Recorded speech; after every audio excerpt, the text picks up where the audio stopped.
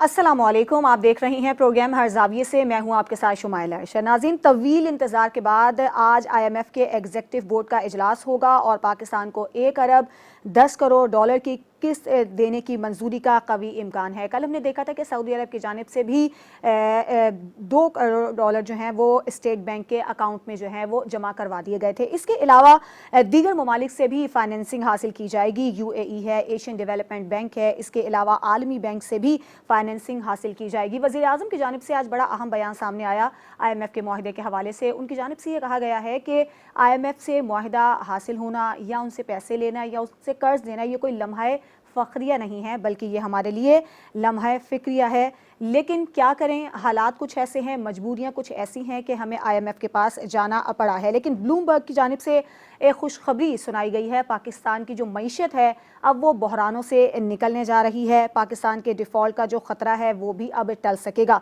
ये बात भी अहम है कि बैरून कर्जा मौजूदा ज़र मुबादला के ज़खायर से 6 गुना बढ़ चुका है। लेकिन इस IMF की जो मंजूरी है वो आज इम्कान तो जाहिर किया जा रहा है कि हो जाएगी, तो इसके असरात भी जब IMF की मंजूरी दी गई थी कि यह मुआहिदा हो जाएगा तो उसके बाद इसके मस्बत असरात भी सामने आए थे। आज भी हमने देखा है कि पाकिस्तान स्टॉक एक्सचेंज में अच्छा रिस्पॉन्स आया है, कारोबार अच्छा चला है। इसके अलावा मुआशी इस्तेहकाम तो जहाँ एक जानिब ज़रूरी है वहाँ सियासी इस्तेहकाम भी ज़रूरी है। वज़ीर आज़म की जानिब से आज ये वाज़े कर दिया गया है कि 14 अगस्त को हुकूमत की मुद्दत ख़त्म हो जाएगी। उसके बाद चाहे इलेक्शन अक्टूबर में हो या नवंबर में हो, इसका ऐलान इलेक्शन कमीशन की जानिब से किया जाएगा। ये जवाब तो खैर अपने वक्त पर मिलेगा कि इलेक्शन कब होंगे और निगरान हुकूमतें कब आएंगी। इसके अलावा इसराइल की जानिब से पाकिस्तान पर तनकीद की जा रही है। इंसान दूसरे को नसीहत करता है तब अच्छा लगता है जब उसका अपना दामन साफ हो। एक करारदाद भी इसराइल की जानिब से इस हवाले से पेश की गई कि पाकिस्तान में इंसानी हुकूक की खिलाफ वर्जियाँ की जा रही हैं और आज हमने देखा कि पाकिस्तान में भी इसका शदीद रद्द-ए-अमल सामने आ रहा है। फयाजुल हसन चौहान की जानिब से जो एक आज बात की गई है कि चेयरमैन PTI की हिमायत सवालिया निशान है, यानी इस चीज़ का ताल्लुक जो है वो चेयरमैन PTI से भी जोड़ा जा रहा है और पाकिस्तान ने तो खैर इस करारदाद को सख्ती से मुस्तरद कर दिया गया है। कुछ बलूचिस्तान में जो एक अफसोसनाक वाक़या पेश आया है उसका भी हम अपने प्रोग्राम में जिक्र करेंगे। योब गैरिजन पर हमला किया गया है दहशतगर्दों की जानिब से, जिसके नतीजे में 4 जवान हमारे शहीद हो गए हैं। इसके अलावा 5 ज़ख्मी भी हुए हैं और जवाबी कार्रवाई में 3 दहशतगर्द भी मारे गए हैं। लेकिन ये दहशतगर्द किसी भी तरह से हमारे जवानों का हौसला, हमारी कौम का हौसला पस्त नहीं कर सकते हैं। ये आज प्रोग्राम के टॉपिक्स हैं जिन पे हम बात करेंगे। अपने मेहमानों से मैं आपका तारुफ करवा देती हूँ। सीनियर तज़ियाकार और सीनियर एंकर पर्सन मसूद रज़ा हमारे साथ स्टूडियोज़ में मौजूद हैं। सर आपका बहुत शुक्रिया। काशिफ रफ़ीक ने हमें इस्लामाबाद स्टूडियो से ज्वाइन किया है। मुनव्वर भट्ट हमारे साथ मौजूद हैं लाहौर स्टूडियो से और इम्तियाज़ खान फ़रहान साहब भी आगे चलकर हमारे साथ प्रोग्राम में शामिल होंगे। मसूद, आपसे मेरा सबसे पहला यह सवाल है कि IMF की शराइत को आप कैसा देखते हैं और फिर IMF की जानिब से आज जो ये वार्निंग दी गई है कि अगर शराइत पर अमल ना किया गया तो अगली बार शराइत इससे भी ज़्यादा सख्त होंगी, तो हुकूमत के लिए IMF के चुंगल से निकलना कितना बड़ा चैलेंज है? हुकूमत को नहीं निकलना है, इससे मुल्क को IMF के चुंगल से निकलना है। और हम पहले भी नारे लगाते रहे कि हमने कशकोल तोड़ दिए हैं, लेकिन बदकिस्मती से हर कुछ अरसे के बाद हमें IMF के पास जाना पड़ता है। 23 प्रोग्राम कर चुके हैं, 1 प्रोग्राम हमने मुकम्मल किया है और ये क्योंकि हमने बार बार IMF को डिच किया है। हम प्रोग्राम लेते हैं, पैसे लेते हैं, जब हमारे अकाउंट में पैसे आते हैं तो बैनुल अक़वामी फाइनेंसिंग शुरू हो जाती है। जब वो फाइनेंसिंग होती है पैसे ज़्यादा हो जाते हैं। लेकिन IMF जो एक प्लान देता है कि आपने अपनी मईशत को सही कैसे करना है, उसकी सिमत कैसे दुरुस्त करनी है। मिसाल के तौर पर हम मईशत चलती है टैक्स कलेक्शन पर, तो हमारे यहाँ टैक्स कलेक्शन बहुत कम है, हाँ। और बहुत सारे सेक्टर्स ऐसे हैं जो अनटच हैं। वो शायद काका अब्बासी साहब कहते हैं ना कि हमारे यहाँ तो एक कैटेगरी है नॉन फाइलर की, तो हमने उसको भी कानून नहीं किया हुआ है कि वो नॉन फाइलर भी एक है। तो इसी तरह से आपने प्राइवेटाइजेशन कैसे करनी है। 1000 अरब रुपए आपकी जो स्टेट और ऑर्गेनाइजेशंस हैं, PIA, स्टील मिल, इस तरह की डिस्कोस वगैरह, वो चूस लेते हैं मईशत के अंदर से। फिर इसके अलावा जो आपका गर्दिशी कर्जा है पावर सेक्टर में, वो आपके लिए दर्द सर बना हुआ है। तो जब तक आप इनको ठीक नहीं करेंगे, आप सारी दुनिया का भी कर्ज ले लें, ट्रिलियन ऑफ डॉलर कर्ज भी ले लें, तो वो कर्ज खत्म हो जाएगा। अभी जो हुकूमत की जानिब से इकदाम किए जा रहे हैं मईशत को सहारा देने के लिए, आप देख रहे हैं जिस तरह के प्रोग्राम से, आपको लगता है कि आगे मुस्तकबिल में जाके इसका फ़ायदा होने वाला है? देखिए, ये प्रोग्राम तो हमने बहुत मरतबा देखे, बड़ा अच्छा इनिशिएटिव है ग्रीन पाकिस्तान का, और ये जो पाक फौज की मदद से हो रहा है। लेकिन हमें याद होगा कि मुशर्रफ दौर में एक वाइट रेवोल्यूशन की बात की गई थी, ग्रीन रेवोल्यूशन की बात की गई थी कि हम अपने थर और चोलिस्तान वगैरह के इलाकों में यहाँ पर हम मवेशियों के जरिए जो डेयरी प्रोडक्ट्स हैं वो तैयार करेंगे और दुनिया को एक्सपोर्ट्स करेंगे। इसी तरह ज़राअत में बात होती है, कभी हम इंडस्ट्रीज अभी गंधारा तहजीब के हवाले से भी बात हो रही है कि वो भी एक सयाहत को फरोग मिलेगा उससे। देखिए पाकिस्तान में पोटेंशियल तो बहुत है ना, पाकिस्तान में इस वक्त इंडस्ट्री का भी पोटेंशियल है, ज़राअत का भी पोटेंशियल है, सयाहत का भी पोटेंशियल है। यानी पाकिस्तान तो मालदार तरीन मुल्क है इस मामले में, इसको तो गरीब होना नहीं चाहिए। लेकिन ये पॉलिसीज बनती हैं, सुनहरे ख्वाब दिखाए जाते हैं, लेकिन वो सुनहरे ख्वाब जो हैं वो शर्मिंदा ताबीर नहीं होते। तो उम्मीद रखनी चाहिए बेहतर, मगर उम्मीद की भी एक हद होती है। अल्लाह करे कि इस दफा जो कह रहे हैं कि वो ठीक हो जाए, तो सिर्फ एक सेक्टर ज़राअत नहीं है। अगर आपने करना है तो आपको बुनियादी तौर पर मुल्क की एजुकेशन सिस्टम को ठीक करना होगा, हेल्थ सिस्टम को ठीक करना होगा, एक आम आदमी को एम्पावर करना होगा। जब एक आम आदमी एम्पावर होगा, उसके पास शऊर होगा, तो फिर वो जिस भी फील्ड में होगा, चाहे वो आईटी में होगा, वो इंडस्ट्री में होगा, वो ज़राअत में होगा, वो एक्सेल करके दिखाएगा। वो एक्सेल करेगा तो मुल्क की इकोनॉमी एक्सेल करेगी। तो असल रास्ता ये है। बड़े शॉर्ट टर्म के लिए चीजें ठीक है, अल्लाह करे कि बेहतर हो। बिल्कुल। अच्छा काशिफ, आपका वैसे इस पर क्या मौकिफ है? आईएमएफ की लाठी के सहारे आखिर हम कब तक चलते रहेंगे, और अगली जो हुकूमत आएगी उसके आईएमएफ के साथ क्या मामलात आप देख रहे हैं, और आम आदमी की जिंदगी पे कुछ असर पड़ता नजर आ रहा है इससे मुआहदे की मंजूरी के बाद? बिस्मिल्लाहिर्रहमानिर्रहीम। शुमाइला, देखें आईएमएफ का जो मामला है, इसने जो प्रोग्राम हमारा तय हुआ है 9 माह का प्रोग्राम है, इसमें 3 हुकूमतें जो हैं वो आईएमएफ ने देखनी है, और 3 माह के तवातर से एक किस्त हमें मिलनी है 1 अरब 10 करोड़ डॉलर की। अच्छा, अब जो पहली किस्त जिसके ऊपर हमने बड़े शादियाने बजाए कि पाकिस्तान डिफ़ॉल्ट की लिस्ट से ख़तरा टल गया और हमें आईएमएफ से हमारा एग्रीमेंट हो गया, सुबह शाम हमने बड़ी मेहनत की, इसमें कोई दूसरी राय नहीं है कि वज़ीर आज़म शहबाज शरीफ साहब ने ज़ाती एफर्ट करके ये सारे मामले को कंक्लूड करवाने की तरफ लेके गए, जो कि आज आईएमएफ का एग्जीक्यूटिव बोर्ड का इजलास है, उसमें अप्रूवल भी हो जाएगी, होप सो। लेकिन मामला ये है कि आईएमएफ ने ये भी कह दिया है कि जो शराइत आपने हमसे तय की हैं, अगर ये शराइत आपने फुलफिल ना की तो याद रखिए कि आइंदा मजीद शराइत सख्त होंगी। इसका मतलब ये हुआ कि 1 अरब 10 करोड़ डॉलर की किस्त जो है वो मौजूदा हुकूमत लेके जब अपनी मुद्दत पूरी करके रुखसत हो जाएगी, तो निगरान सेटअप जब होगा यहाँ पर, तो उसके बाद दूसरी किस्त उसके दौर में मिलेगी, और तीसरी किस्त मुमकिन तौर पे अगर इलेक्शन टाइम पे हो गए तो फिर आने वाली हुकूमत के दौर में मिलेगी। अच्छा, अब इस सिनेरियो को समझने के बाद आप ये ज़हन में रखिए कि अभी हमें 1 अरब 10 करोड़ डॉलर मिले नहीं है, लेकिन ये बात तय हो गई है कि हमने 4 रुपये बिजली बढ़ानी है। वो हम ग्रेजुअली बढ़ाएं, 1-1 रुपया करके बढ़ाएं, इकट्ठा बढ़ाएं, वो हमने बढ़ानी है। ये हमारा तय हो गया हुआ है आईएमएफ के साथ। ये भी तय हो गया हुआ है कि जो गर्दिशी कर्जे हैं उसमें हमें कमी लेके आनी है, उसके लिए 400 अरब रुपया हमें फौरी तौर पर रिलीज करना है।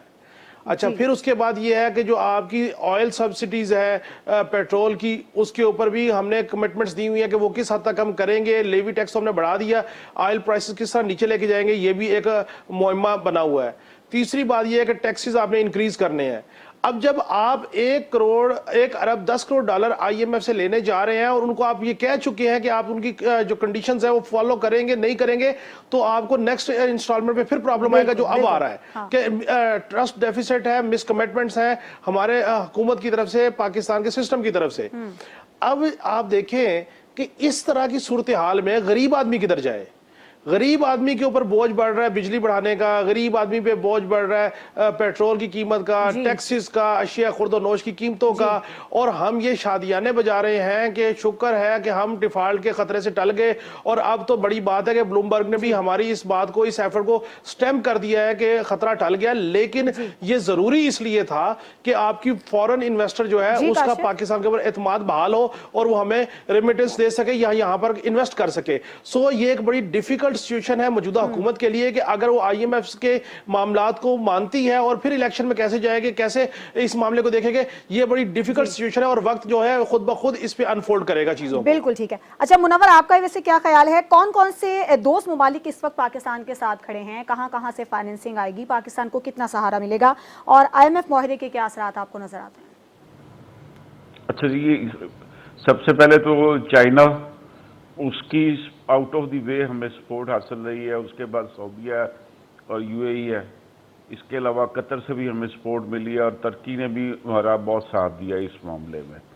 तो ये तो बुनियादी चीज़ हो गई। दूसरी बात जो आप कर रही है कि इससे हमारा IMF के साथ मुआहिदा हो जाएगा तो उसके क्या असरात होंगे, तो उसके जितने असरात होने थे वो IMF मुआहिदे से पहले हो चुके हैं। अभी बहुत से दोस्त ये बात कर रहे हैं कि भाई 4 रुपये फी यूनिट बिजली की कीमत बढ़ेगी और ग्रेजुअली बढ़ेगी, इसके ऊपर कोई बात ही नहीं कर रहा। मतलब एकदम से 4 रुपये नहीं बढ़नी, ये मरहलावार बढ़ाई 3-4 महीने के अंदर ये मरहलावार बढ़ाई जाएगी। दूसरी चीज़ ये है, ये प्राइस हमने रुपीस में नहीं बढ़ानी, ये हमें जो स्टैंडर्ड मिलता है वो डॉलर के साथ मिलता है कि % बिजली की फी यूनिट कितने की होगी। तो जब आपका डॉलर ये अभी एक हफ्ते के दौरान मजीद 10 रुपये कम हुआ है, तो फिर आपकी प्राइस जो डॉलर की है वो कम हुई, तो उसके साथ फिर ये जो महंगाई का जो तूफान सुनारे के भी आएगा वो नहीं आएगा। जब डॉलर सस्ता हो जाएगा तो यही कीमत बिजली की जो 4 रुपये बढ़ने के बाद भी यही कमोबेश रहेगी, इससे कोई ज़्यादा फर्क नहीं पड़ेगा।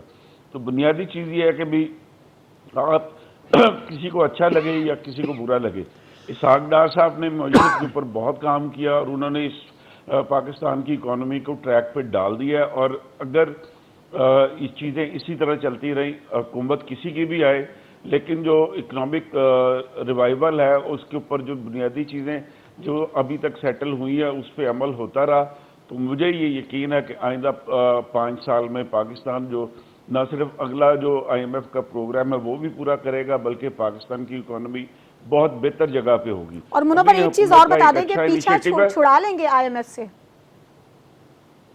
जी, अगर तो जो वादे किए हैं पूरे किए तो पीछा छूट जाएगा। दूसरी चीज़ ये है कि अभी जो गवर्नमेंट ने जो स्ट्रेटजी दी है इस अपनी मुल्की इकोनॉमी को रिवाइव करने के लिए, तो उसमें ये ग्रीन पाकिस्तान को आप किसी तरह अंडरमाइन नहीं कर सकते। और दूसरा जो मुद्दा की है एसेट्स हैं पाकिस्तान के अंदर और जो इसके हवाले से पाकिस्तान काम कर रहा है, तो अगर आपने नोट किया हो तो जापानीज मीडिया ने इस चीज़ को बहुत हाईलाइट किया। तो इसका तो सबसे ज़्यादा जो बुद्धा के मानने वाले हैं वो जापान में, और जापान दुनिया का अमीर तरीन मुल्क है। और इसी तरह दूसरे भी जो बुद्धा के मानने वाले वो अमीर मुल्कों से ताल्लुक़ रखते हैं। तो यहाँ पे सिर्फ हमें सेफ उनको टूरिज्म के लिए सेफ्टी फराहम करनी और अच्छा इन्वायरमेंट देना।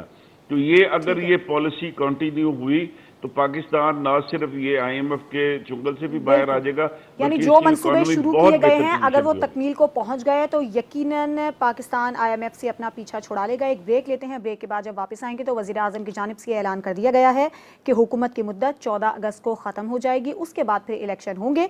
तो क्या सूरत हाल आगे बनेगी, इस पर बात करेंगे एक ब्रेक के बाद।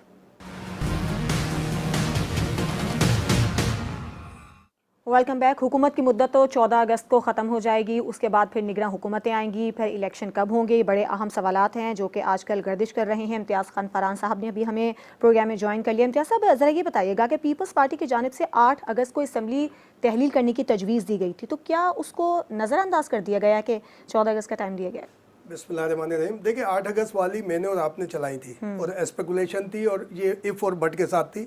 खुर्शीद शाह ने भी कहा था कि 12 और 14 के दरमियान असेंबली डिसॉल्व कर दी जाएगी। उससे पहले 11 तारीख दी गई थी, उससे पहले फिर 8, फिर हमारे यहाँ न्यूज़ 1 में भी एक ख़बर हमने खुसूसी हमारे एक रिपोर्टर ने उसको चलाई थी।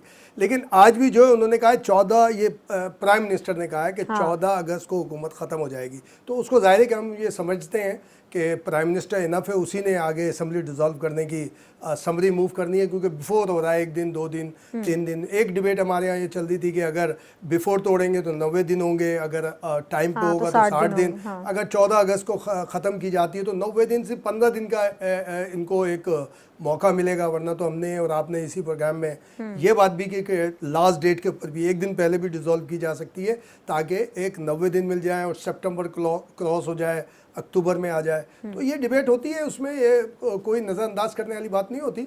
अब ज़ाहिर के आपस में कंसेंसस ये तय किया होगा कि 14 अगस्त गुजार कर कि ये वाला जश्न आज़ादी या जो भी आज़ादी का दिन गुजार कर फिर अगले दिन असेंबली डिसॉल्व की जाए। ये प्राइम मिनिस्टर ने जो आज ऐलान किया है, बाकायदा इसका ऐलान हुआ है, तो इसको हम ज़ाहिर है कि इस पर हम एतमाद कर सकते हैं।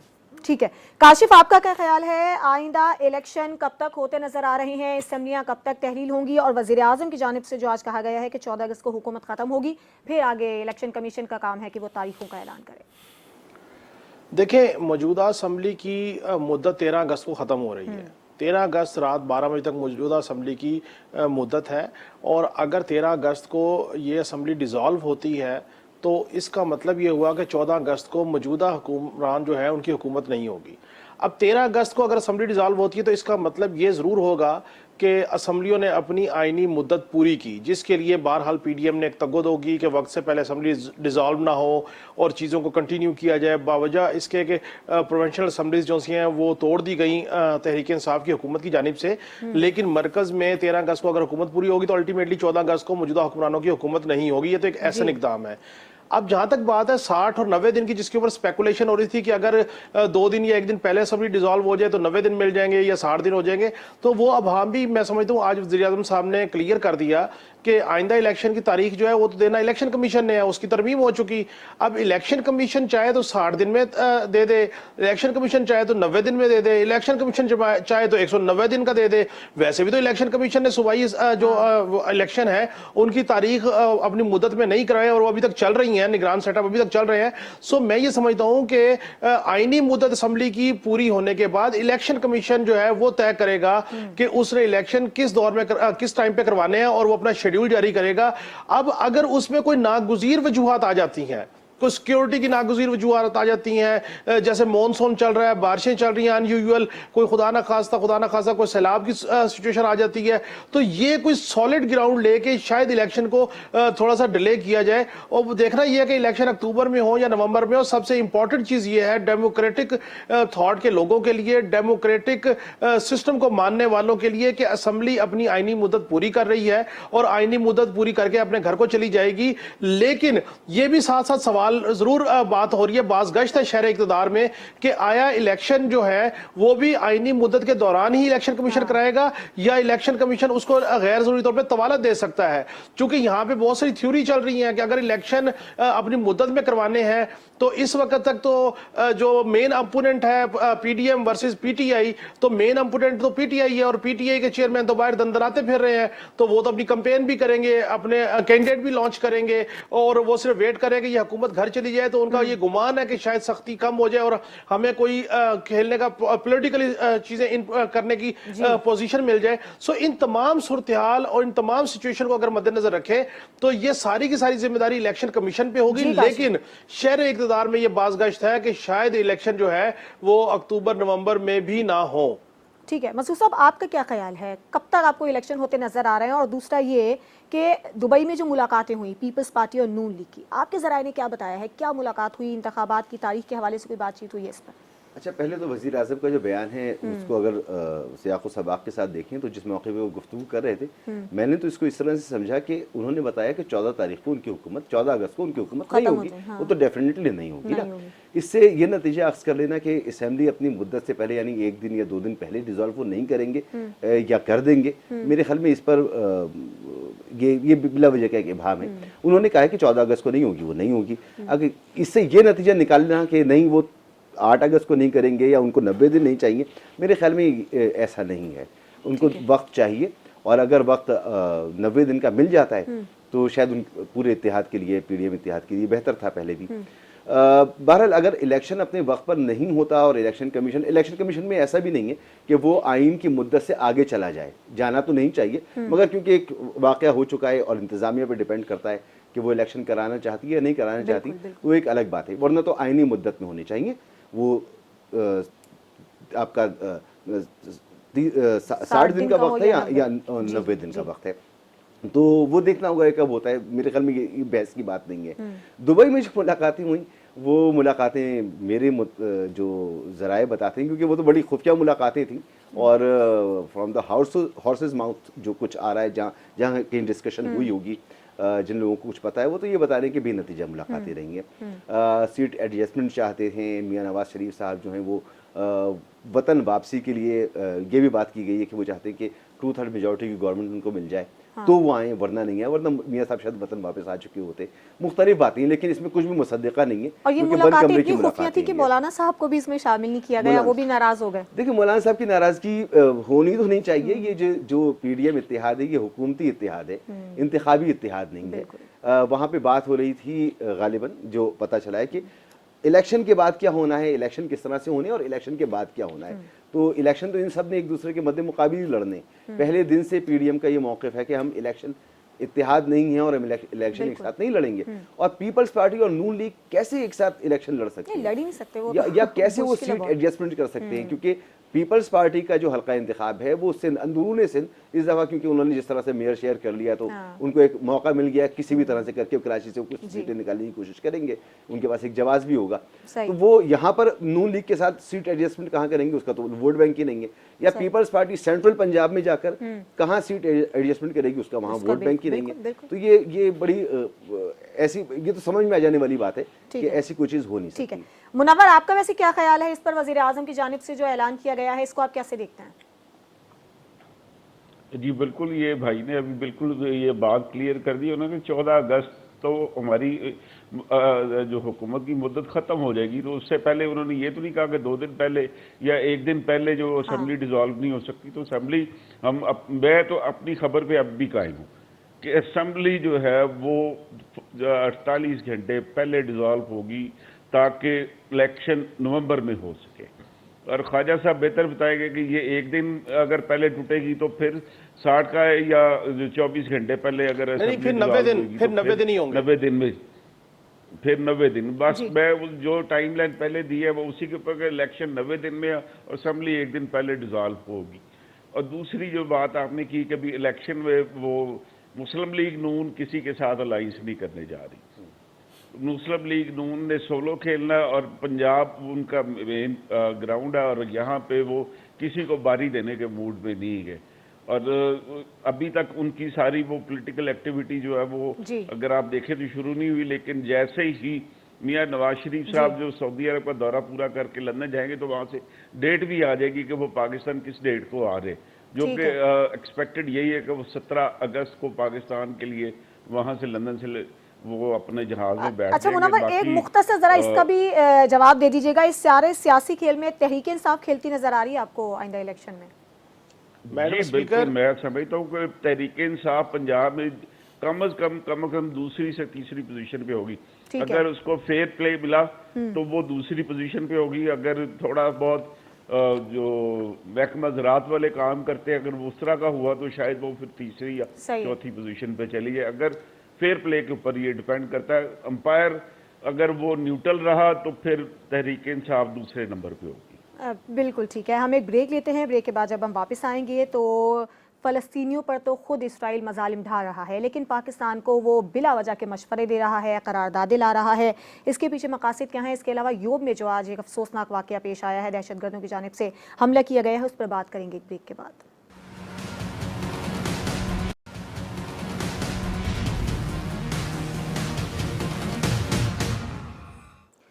Welcome back. प्रोग्राम के इस हिस्से में हम बात करेंगे फ़लस्तीनियों पर जुल्म ढाने वाला इसराइल किस मुंह से पाकिस्तान पर तनकीद कर रहा है। इस हवाले से पाकिस्तान के अंदर भी रद्द-ए-अमल सामने आ रहा है। शर्जील इनाम मेमन की जानिब से भी आज बयान दिया गया है, फ़याज़ुल हसन चौहान की जानिब से, अब्दुल ख़बीर आज़ाद की जानिब से भी इस वाक़े की मज़म्मत की गई है कि जिस तरह से इसराइल पाकिस्तान पर तनकीद कर रहा है और करारदादें पेश कर रहा है। मुनव्वर बताइएगा कि सारी सियासी सूरत हाल को इससे जोड़ा जा रहा है। इसके अलावा हम ये भी देख रहे हैं फ़याज़ुल हसन चौहान की जानिब से ये कहा गया है कि इसराइल की चेयरमैन पीटीआई की हिमायत सवालिया निशान है, इससे भी उस मामले को जोड़ा जा रहा है, क्या कहेंगे? देखिए, वो फ़याज़ुल हसन चौहान साहब ने जो बात की है तो वो उनके जो साबिक इन लॉज फैमिली है उसके हवाले से उन्होंने ये एक बात कर दी है। तो ये इस तरह का मामला नहीं है कि वो एक फैमिली के प्रेशर में आके कोई कंट्री जो है वो दूसरी कंट्री के खिलाफ खड़ा हो जाएगा। इस तरह की बात तो मेरी समझ से तो बाहर ही है फिलहाल। ठीक है। अच्छा मसूद साहब, आपका वैसे क्या ख्याल है? आज हमने देखा कि शर्जील मेमन की जानिब से भी कुछ ऐसे ही कहा गया है कि मतलब चेयरमैन पीटीआई के साथ क्यों जोड़ा जा रहा है इस मामले को? किस मुंह से इसराइल, तो वो उसी बदनुमा मुंह से कर रहा है। जिस मुंह को सामने रखते हुए वो वहाँ पर मुसलमानों पर, निहत्थे मुसलमानों पर जुल्म करता है। गजा की स्ट्रिप को दुनिया की सबसे बड़ी उसने जेल बना रखा है। मीडिया के कैमरों के सामने बच्चों और ख़वातीन के ऊपर वो मजालिम ढाता है, गोलियां मार देता है, बम धमाके करता है, मिसाइल गिराता है आबादियों के ऊपर। ना उसे अस्पताल का ख्याल है, ना उसे स्कूल का ख्याल है। एक बर्बरियत उसने मचा रखी है और वो उसी मकरू चेहरे के साथ हम पर तानाजन होता है। लेकिन ये पहली मर्तबा नहीं है। पाकिस्तान और इसराइल के दरमियान इंटरनेशनल फोरम्स पर, चाहे वो यूनाइटेड नेशंस हों या दूसरे मकामात हों, इस तरह की तनकीदें होती रहती हैं। मेरी समझ से बाहर है कि इस दफ़ा क्यों इसको हमारी सियासी सूरत हाल से जोड़ा जा रहा है। अब शर्जील इनाम मेमन साहब तो रोज़ाना जो है वो दोपहर के वक्त तकरीबन एक प्रेस कॉन्फ्रेंस करते हैं और उसके अंदर इंटरनेशनल मामला से लेकर और कराची के मेयर तक पर बात करते हैं। वो सब पर करते हैं, सारे सबकी एक्सपर्ट्स हैं। फयाजुल हसन चौहान साहब कल तक कुछ बात कर रहे थे, आज कुछ और बात कर रहे हैं। तो मेरे ख्याल में हमें सही कॉन्टेक्स्ट में चीज़ों को देखना चाहिए। हम इसराइल को तस्लीम नहीं करते और नहीं करेंगे और उस वक्त तक नहीं करना चाहिए जब तक फ़लस्तीनियों को उनका हक नहीं मिलता। एक चीज़ हमने ये भी देखी थी ना कि पीटीआई की जानिब से आलमी सतह पर यह मामला उठाया जा रहा था कि यहाँ पर इंसानी हुकूक की खिलाफ वर्जियाँ हुई, जो 9 मई के बाद वाक़यात हुए थे, जो गिरफ्तारियाँ हुई थी, उस मामले की तरफ देखिए दुनिया अंधी नहीं है। अगर तो ऐसा है तो दुनिया का रिएक्शन आएगा और अगर ऐसा नहीं है तो दुनिया का रिएक्शन नहीं आएगा। क्या जरूरत पड़ी है IMF को कि वो जाकर फर्दन हर पॉलिटिकल पार्टी से बात करे? यही जरूरत है ना कि हम खुद एक साथ बैठने के लिए तैयार नहीं है, तो ये काम भी उन्हें करना पड़ रहा है। क्यों जरूरत पड़ी है चीन के सफीर को कि पाकिस्तान आए और या उनके फॉरेन मिनिस्टर को कि वो आए और यहाँ पर आकर, या उनके प्राइम मिनिस्टर को कि वो कहें कि आप अपने मामला ठीक करें? क्यों मोहम्मद बिन सलमान कह रहे हैं कि आप अपने मामला ठीक करें? क्यों राशिद अल मखतूम कह रहे हैं कि आप अपने मामला ठीक करें? क्यों अल नाहियान साहब कह रहे हैं कि आप अपने मामला ठीक करें? सारी दुनिया, अमेरिका कह रही है आप अपने मामला ठीक करें, यूरोपीय यूनियन कह रही है आप अपने मामला ठीक करें। तो मामला तो हमें अपने घर में ठीक करना है। बिल्कुल, यानी मौके फराहम किए जा रहे हैं कि लोग हमें बातें करें। आप अगर इसको कहें कि ये बैनुल अक़वामी मदाखलत है, तो मदाखलत तो फिर आपके साथ सबने कर दी ना। अमेरिका ने भी कर दी, आपके दोस्त मुल्कों ने भी कर दी, इंडिया भी करता है, इसराइल भी करता है। आप अपने आप को ठीक करें। ठीक है काशिफ, आप इस मामले को कैसे देख रहे हैं? मैडम स्पीकर, मैं इस मामले पे मुझे एतराज़ इस बात पे है कि क्या फयाजुल हसन चौहान साहब जो हैं वो इस मामले पे बात करने के काबिल हैं? ये मोहतरम मौसूफ हलफ दे के अपनी बेगुनाही साबित करते रहे हैं चेयरमैन तहरीक इंसाफ को टिकट के मामले पे। उस वक्त ये इतना वलवला दिखाते, इतना तमकनत के साथ हलफ उठाते और कहते हैं कि तहरीक इंसाफ, उनका सोशल मीडिया विंग जो इनके ट्विटर हैंडलिंग चला रहे थे, उनमें बैरूनी अनासर शामिल हैं। उस वक्त उन्होंने बात की नहीं। पहले शबाब मिल्ली में थे, फिर तहरीक इंसाफ में आ गए, अब इस्तेहकाम पाकिस्तान पार्टी में चले गए, कल किसी और में चले जाएंगे। सो इनकी बात को तो मैं समझता हूँ कि इस पर बात करना, क्या बंदा बात करे। हाँ, ये जरूर बात है कि इसराइल ने जो एतराज रखा हमारे ऊपर, क्या बेहतर होता कि अगर इसराइल ये बात रखता। देखिए, अगर इसराइल की बात करें तो इसराइल का क्या बेहतर होता कि वो उसको मकबूजा कश्मीर में देखता कि इंसानी हकूक की खिलाफ वर्जी हो रही कि नहीं हो रही, ये क्या किसी और जगह पे खिलाफ वर्जी इंडिया कर रहा है कि नहीं कर रहा। सो इसराइल इंडिया का एक नेक्सस है पाकिस्तान के खिलाफ और पाकिस्तान के सलामती के इदारों के खिलाफ। वो कोई मौका हाथ से जाने नहीं देते। या क्या ये अच्छा होता कि इसराइल कहता कि हमने इंसानी हकूक की तमाम जो चीजें हैं वो रेस्टोर कर दी हैं फलस्तीन में और गजा की पट्टी पे, हमें कोई मसला नहीं है, इसलिए अब इंसानी हकूक के चैंपियन बन के हम दीगर ममालिक में इंडल्ज कर रहे हैं और इंडक्ट कर रहे हैं और हाईलाइट कर रहे हैं चीजों को। यहाँ ना मकबूजा कश्मीर किसी को नजर आता है, ना इंडिया के अंदर के मामला किसी को नजर आते हैं। सिर्फ पाकिस्तान को इंप्लीकेट करने का कोई छोटे से छोटा मामला जाना चाहिए। उसके बाद ये हमारे जो घात सियासतदान हैं, हमारे जो ये सियासी अकाबरीन है पॉइंट स्कोरिंग करने के लिए, ये उस मामले को लेके जा रहे हैं कि जी जो इसराइल ने कहा वो बेसिकली एंडोसर है तहरीक इंसाफ के नैरेटिव का। अगर हमने ऐसा कुछ किया नहीं है तो हमें इस पर वरी होने की जरूरत नहीं है। और मैं समझता हूं कि इसराइल के मामले पे वजारत खारजा ने बड़ा अच्छा बयान दिया और बात खत्म हो गई। अब सियासी लोग जो सारी बात को कर रहे हैं वो बेसिकली ये नेक्सस बनाना चाह रहे हैं कि इसराइल जो है वो इमरान खान को या तहरीक इंसाफ के चेयरमैन को आपस में गठजोड़ है। भाई बात गठजोड़ की नहीं है, बात यह कि यहाँ पे किसी किस्म का कोई मामला है नहीं। और ये बात हमारे पार्लिमान से, हमारी कमेटियों से बात सामने आ चुकी है। तहरीक इंसाफ झूठा नैरेटिव बनाने में मास्टर है, वो बना रहे हैं। अब देखना यह है कि हम लोग उसको इतना उछाल उछाल के इतना वेटेज क्यों दे। जी शुमैला, इसमें एक बात और कह दूं कि इसमें हमारे लिए तशवीश की बात ये होनी चाहिए कि 1 मिनट 32 सेकंड का या 23 सेकंड का क्लिप है जिसमें सारी गुफ्तगू की गई है। उसमें आप हमारे यहाँ बात कर रहे हैं कि आपको LGBT राइट्स होने चाहिए, आप क्या, यानी जिस माशरे में एक इस्लामी जमहूरिया पाकिस्तान की जो इक़दार हैं उसके ख़िलाफ़ बात की गई है, और एक मगरिब में नैरेटिव बनाया जा रहा है कि वो आज़ादियाँ जो मगरिब में हासिल हैं वो यहाँ हासिल होनी चाहिए, हमारे मज़हब के ख़िलाफ़ हासिल होनी चाहिए। इस पर प्रेस कॉन्फ्रेंसेस होनी चाहिए थी कि ये नैरेटिव नहीं होना चाहिए, और मगरिब को बताना चाहिए कि हमारी सोसाइटी, हमारा मज़हब इन बातों की इजाज़त नहीं देता, लेकिन हम जिस तरफ चल निकलें ये गलत राह है। सही राह वो होती है कि हम उनको कायल करें कि आपको हमसे तवक्को भी नहीं रखनी चाहिए जो आप बात कह रहे हैं। बिल्कुल ठीक है। इम्तियाज साहब, आपका इस पर क्या राय है, क्या मौके? देखिए, फॉरेन अफेयर ने हमारा इसका एक बहुत अच्छा सा जवाब दे दिया है, और ये कोई ए कैटेगरी या बी कैटेगरी की तरफ से इस तरह की कोई गुफ्तगू नहीं हो रही है, तो इसलिए हम समझते हैं कि इस पर कोई इस तरह की डिस्कशन नहीं करनी चाहिए। और हमारे को एक मौका मिला है इसराइल के हवाले से डोज़र पे डोज़र देने का, तो हमें उसकी तैयारी भरपूर करके उसका जवाब देना चाहिए और बताना चाहिए कि गज़ा में क्या हो रहा है, फ़लस्तीन में क्या हो रहा है, अभी सिर्फ नहीं कि उससे पहले भी क्या क्या होता रहा। और वो भी नहीं सिर्फ, अगर इराक़ का हम देखेंगे कि जब इराक़ पे आज से एक दहाई पहले जो एक उसके एटमी रिएक्टर के ऊपर अटेम्प्ट किया गया, तो उसके बाद हॉस्पिटल्स को भी इसराइली जो जहाज़ थे उन्होंने निशाना बनाया था।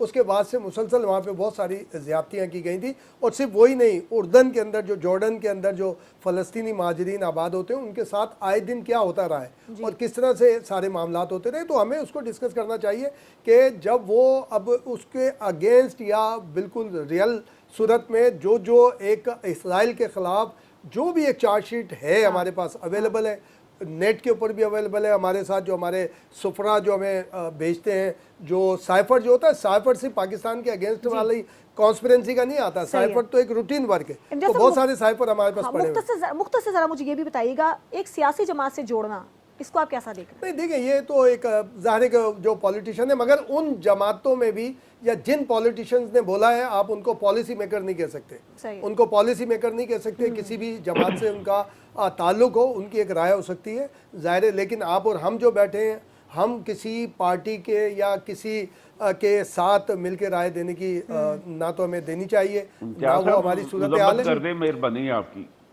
जी सर। इम्तियाज भाई, पॉलिटिशियन पॉलिसी मेकर नहीं होंगे तो कौन होगा? नहीं, पॉलिसी कभी भी जो ना एक कैटेगरी जो लीडरशिप होती है वो करती है, राय देने वाले होते हैं। ठीक है। मैं अपने तमाम मेहमानों का शुक्रिया अदा करना चाहूँगी। मसूद, आपका बहुत शुक्रिया। इम्तियाज़ खान फारान साहब, काशिफ, आपका बहुत शुक्रिया। मुनव्वर भट्ट हमारे साथ लाहौर स्टूडियो से मौजूद थे, और अयाज सादिक ने तो आज वाज़े भी कर दिया है कि सियासी जमात पर पाबंदी से मुतालिक कोई तजवीज़ ज़ेर गौर नहीं है। आज के प्रोग्राम से इजाज़त दीजिए। अल्लाह हाफ़िज़।